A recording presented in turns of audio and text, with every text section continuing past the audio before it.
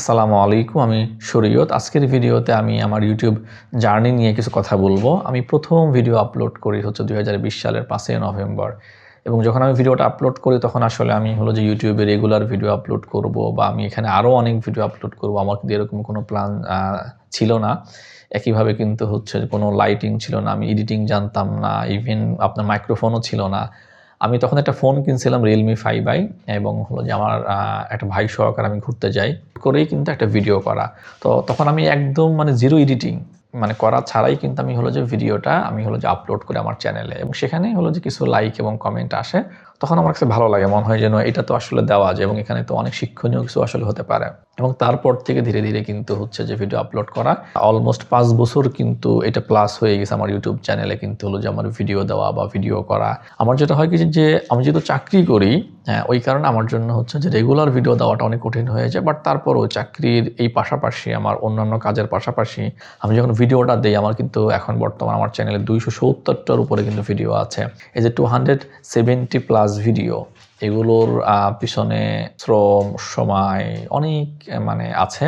But যেটা হচ্ছে regular হওয়াটা অনেক টাফ আমার জন্য হয়ে যায়। যেটা হলো কি যে আমি যখন ইউটিউবটা আমাকে যখন মনে হলো যে আমি আসলে এখানে আরও কাজ করতে চাই, আমি এখানে আরও ভিডিও দিতে চাই, তখন আমার ধীরে, ধীরে ইউটিউবের কিন্তু ভিডিও যে এডিটিং আছে সেইটা একটু শেখার চেষ্টা করা। দেন হচ্ছে মাইক্রোফোন কিনলাম, লাইটিং কিনলাম বা হচ্ছে লাইটিং কেনা লাগলো এবং সেখানে কিন্তু আমি দেখলাম যে বেশ এখানেও আসলে একটু ভালো করতে চাইলে একটু হচ্ছে প্রফেশনালিজম আনতে চাইলে সেখানে কিন্তু আসলে অনেক কিছু শিখতে হয় বা জানতে হয়। যদিও আসলে আমার সময় যেহেতু একটু কম বা আমি আসলে চাকরির পাশাপাশি সময়টাও পাই না, কারণে আমার হচ্ছে যে অনেক কিছুই হয়তো বা আমি এখানে মেনটেন করতে পারি না। বাট আমি ট্রাই করতেছি এভরিডে যেন আরেকটু কীভাবে আসলে এডিটিংটা ভালো করা যায় এবং আমি কীভাবে আরও ভালো কন্টেন্ট দিতে পারি। আমার এখানে যেটা এক্সপিরিয়েন্স সেটা হলো যে প্রথমত যদি আপনি ধর্মীয় ভিডিও দেন অথবা আপনি যদি কোনো টেকনিক্যাল ভিডিও দেন, আমি যদি এক কথায় বলি, যদি আপনি এন্টারটেইনমেন্টের বাইরে ভিডিও দেন তখন কিন্তু আসলে ভিউজ হওয়ার চান্সটা একটু কম থাকে বা মানুষ এটা একটু কম নেয়। বাট আমার কাছে ওভারঅল যেটা মনে হয়েছে যে আপনি কখনো ব্যক্তিত্বহীন হয়ে যেতে পারবেন না।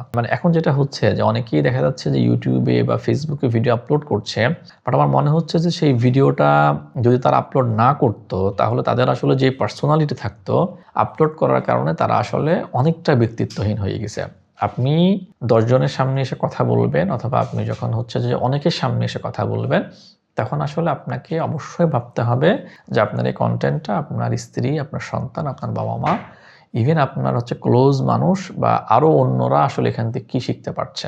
আপনি যখন একদমই ফানের জন্য কোনো মিনিংলেস বা টাকা ইনকাম করার জন্য শুধুমাত্র আপনি যখন একটা ভিডিও দিচ্ছেন এবং সেখানে কোনো উদ্দেশ্য নেই, সেখানে শুধুমাত্র ফান, আমার মনে হয় যে প্রচুর মানুষ এই ফেমাস হওয়ার লক্ষ্যে অথবা এখান থেকে আর্ন করার জন্য তারা কিন্তু আসলে ব্যক্তিত্বহীন হয়ে যাচ্ছে। অনেক মানুষ হয়তো বা সামনাসামনি অনেকে অনেক কথা বলে না, কারণ এখন সবাই একটু স্বার্থপর টাইপের বা একটু সেলফিশ টাইপের, প্রত্যেকে তার মতো।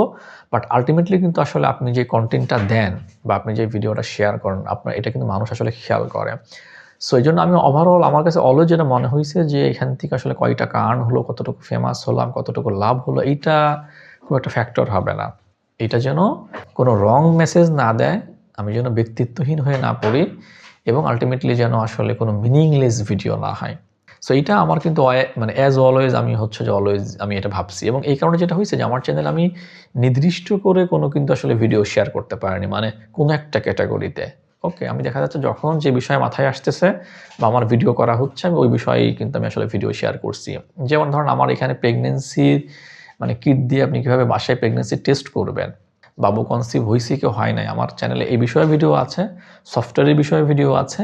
একইভাবে কিন্তু হচ্ছে ধরেন আপনার মিটার নিয়ে ভিডিও আছে, অর্থাৎ হলো যে আপনার যে বিদ্যুতের যে মিটার আছে, ওকে, সেটা নিয়ে ভিডিও আছে এবং অনেক টেকনিক্যাল হলো বিষয় নিয়ে হলো যে ভিডিও আছে। বাট কোনো ফান বা নাটক এই টাইপের ভিডিও দিয়ে আমাকে ফেমাস হতে হবে, আমাকে জ্ঞানের বাহিরে আসলে আসতে হবে।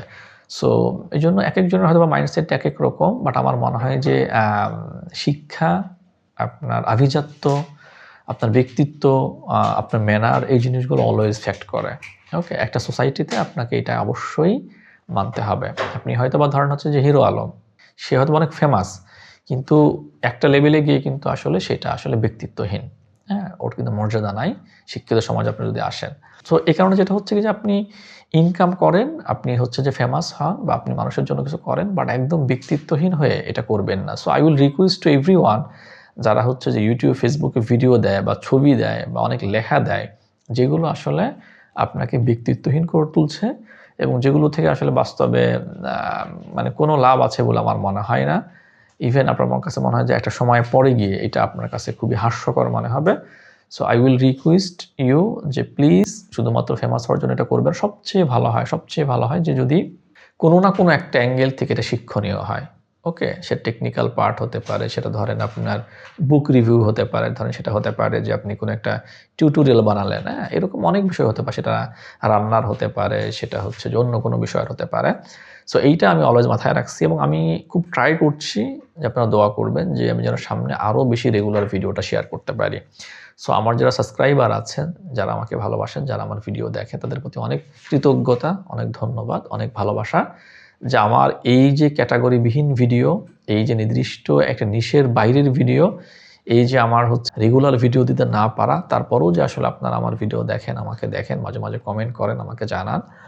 এটার জন্য আপনাদের প্রতি আমার শ্রদ্ধা, ভালোবাসা। আশা করি আপনারা এভাবেই আমার পাশে থাকবেন এবং আমি ট্রাই করব যে আপনাদের জন্য আমি সামনে আরও ভালো মানের কনটেন্ট নিয়ে আসার জন্য। Thank you so very much. আসসালামু আলাইকুম ওয়া রাহমাতুল্লাহ।